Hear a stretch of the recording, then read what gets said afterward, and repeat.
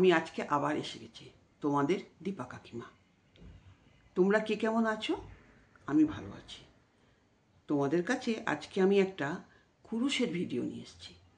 কুরুশ দিয়ে কিভাবে কি করা যায়, কিভাবে বোনা যায়, সেটা তোমাদের আমি বেশ থেকে শেখাবো। যারা জানো তো জানোই, যারা জানো না, আজকালকার মেয়েরা তারা আমার এটা দেখে শিখতে পারবে। চলো দেখাই। দেখো, এটা হলো, এখানে আমার কাছে অনেক রকম কুরুশ আছে, আরও অনেক কুরুশ আছে। তো তোমাদের এখন যেমন সুতো সেই অনুযায়ী কুরুশ দিয়ে তোমাদের বুনতে হবে।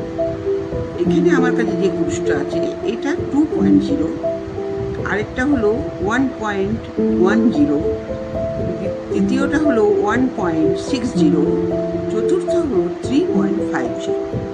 তাহলে এক একটা কুরুশের নাম্বার এক এক রকম, এক একটা সুতো অনুযায়ী এই কুরুশ ব্যবহার করতে হবে। আমি যে সুতোটা বুনছি সেই সুতোটা হলো এই যে উলটা দিয়ে, এই উলটা হলো 4 প্লাই উল। তো 4 প্লাই উল দিয়ে বুনতে গেলে আমাকে একটু মোটা কুরুশ দিয়ে বুনতে হবে। তাহলে আমি এখানে 3.5 দিয়ে বুনব। ঠিক আছে, এইবারে আমি কেমন করে বুনছি দেখো। প্রথমে একটা ছোট্ট করে একটা গিট করে নিতে হবে, এরকম গিট নিতে হবে। তারপরে এর মধ্যে ঢোকালে হাতের মধ্যে একটু জড়িয়ে এমনি করে ধরে এর মধ্যে ফাঁসিয়ে এর মধ্যে ফাঁসিয়ে এই খালি এর মধ্যে জিনিসটা ঢুকিয়ে দিলেই চেন হয়ে যাবে।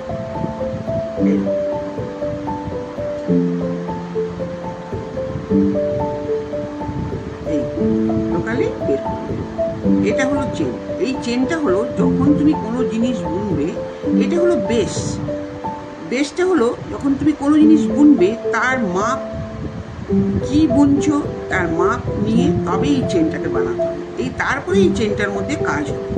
তাই জন্য এই চেনটা প্রথমে শিখতে হবে। যেমন ইংরাজি শিখতে গেলে ABCD শিখতে হয়, তারপরে তো আমরা নাম লিখতে পারি, ঠিক সেই রকম এইটা হলো বেস।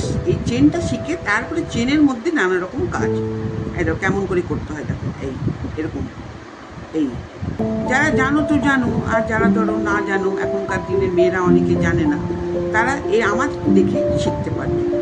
ভালো করে দেখো, কোনো কঠিন নেই। দেখো এইরকম,